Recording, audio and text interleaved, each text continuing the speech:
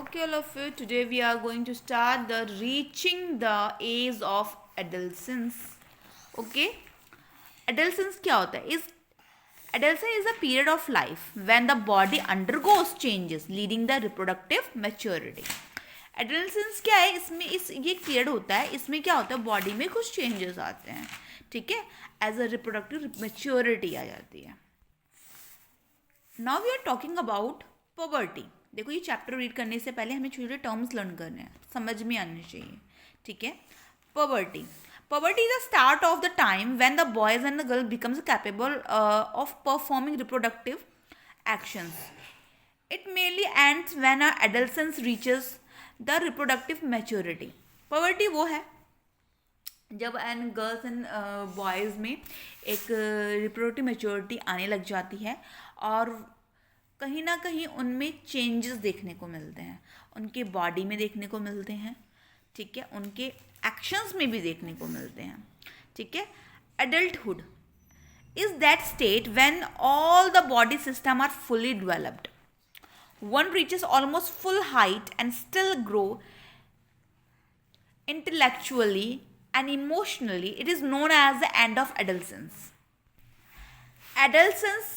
Adulthood वो है जब एक बॉडी में फुल्ली जो भी फंक्शंस थे, बॉडी फुल्ली डेवलप हो चुकी है, जो भी बॉडी में ऑर्गन्स है उनका फुल यूज़ हो रहा है, मतलब हाइट उनकी जितनी थी उतनी यहाँ हो गई, इमोशनली डेवलप्ड हो गया है, ठीक है, reaching mental and intellectual and emotional maturity गया है.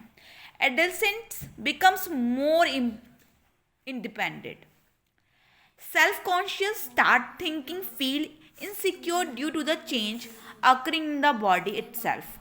मतलब जब एडल्सेंस में मेच्योरिटी में जब इंसान जाता है उसमें क्या होता है, मेंटली भी इंसान में चेंजेस आते हैं, इमोशंस उतार चढ़ाव आते हैं, कन्फ्यूजन आती है, तो वो इस एज में होता ही है जब स्टार्ट हो जाता है मेच्योरिटी आना. Secondary sexual characteristics include all the physical features except in development of the reproductive organ. These characteristics generally distinguish males from the females in many ways. Hormones.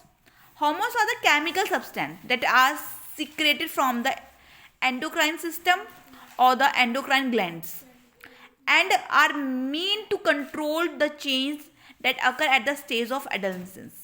Hormones क्या endocrine system या gland से release होते हैं, ठीक है, जो भी है एडल्सेंस को कंट्रोल करते हैं. Now we are talking about the testosterone और the male hormone is release by the testis at the once of the puberty and initiates sexual change in the boys. मतलब टेस्टोस्टेरोन रिलीज होता है boys में and the estrogen or the female hormone is released by the ovaries at the onset of puberty and allow the development of breast and mammary milk secreting glands inside the breast. The producing is also controlled by the another hormone secreted from the pituitary gland called the progesterone. Testosterone में boys में release होता है और एस्टेस्टेरोन girls में. जो भी उनके जो बॉडीज़ के स्ट्रक्चर्स हैं वो चेंज होने लग जाती है. मीन्स हम कह सकते हैं एडम एप्पल आ जाता है ना, गले में होता है ना, और लाइक गर्ल्स में पीरियड्स वगैरह स्टार्ट हो जाते हैं और जो ब्रेस्ट होते हैं डेवलप्ड हो जाते हैं और मतलब बॉडी में डिफरेंसेस आ जाते हैं, बॉडी एकदम चेंज हो जाती है, मैच्योरिटी लेवल में आ जाती है, इमोशंस भी चेंज हो जाते हैं, कंफ्यूजन, मेंटल हेल्थ भी में भी थोड़ा अफेक्ट करता है, बच्चा कंफ्यूज भी रहता है इस एज में. अब देखो, जब एस्ट्रोजन रिलीज हो रहा है फीमेल में तो कुछ इश्यूज कुछ और भी बनने की समस्या होती है, मतलब कुछ और भी स्टार्ट होगा ऑब्वियसली. ये जो हार्मोन्स आ रहा है उसकी वजह से क्या चेंजेस आएंगे, मेंस्ट्रुएशन स्टार्ट हो जाता है गर्ल्स में. Is the result of reproductive phase which occur in the form of bleeding in females only. In the female only we are talking about.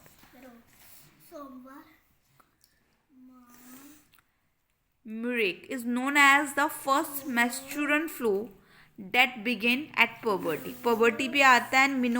Menopause is the last stoppage of menstrual flow when the menstruation gets totally stopped. Menopause वो है जब जो है last stage होती है bleeding की, तब नहीं आएगा. और जो फर्स्ट स्टेज होती है मेंस्ट्रुएशन फ्लो की, उसे बोलते हैं मेरिक. क्रोमोसोम्स क्या है? Are the thread like structures found inside the fertilised egg और the found inside the nucleus of each and every cell.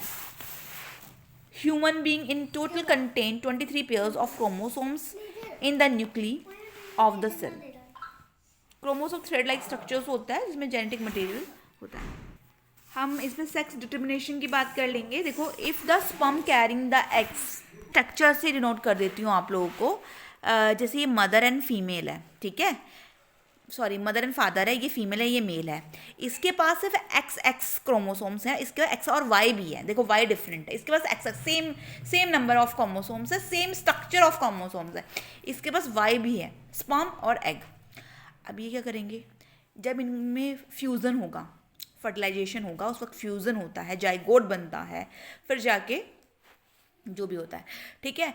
अब गर्ल एंड बॉय कैसे बनेंगे? जब ये फ्यूज़न होगा उस वक्त क्या होगा? एक्स और एक्स मिलेंगे तो गर्ल होगी, और एक्स और वाई मिलेंगे तो बॉय होगा. क्लियर कॉन्सेप्ट है, ओके.